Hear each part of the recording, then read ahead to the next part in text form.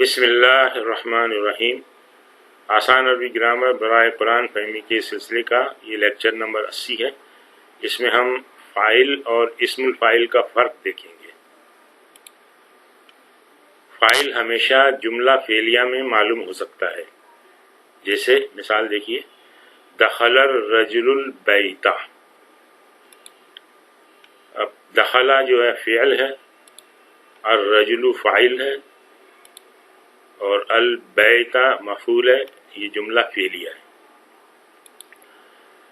یہاں الرجل فاعل ہے، یعنی جملہ فعلیہ میں آپ کو پتہ چلے گا کہ فاعل کون سا ہے۔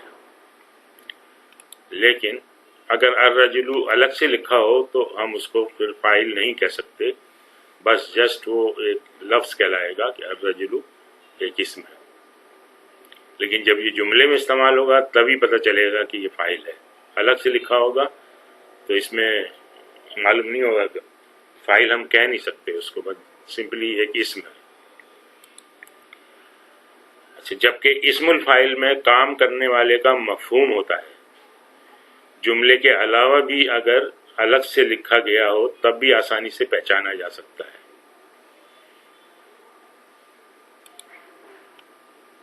اچھا، جملے میں حسب ضرورت فاعل مفعول وغیرہ کے طور پر آ سکتا ہے۔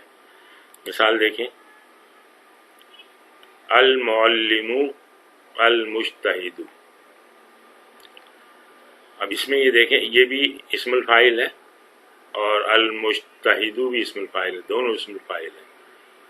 تجزیہ جب ہم ایسا کریں گے تو یہ موصوف ہے المعلم، اور المجتہد صفت ہے۔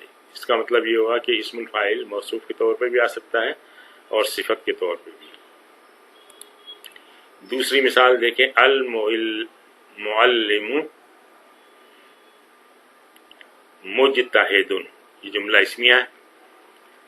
اس میں المعلم مبتدا ہے اور مجتہد اس کی خبر ہے۔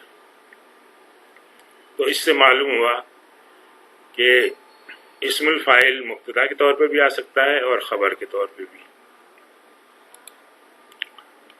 انعام مجتہدن اور مضاف الیہ کے طور پہ بھی آ گیا۔ قدیم المجتہد، یہ فعل ہے اور یہ اس کا المجتہد اس کا فاعل ہے، تو یہ فاعل کے طور پہ آ گیا۔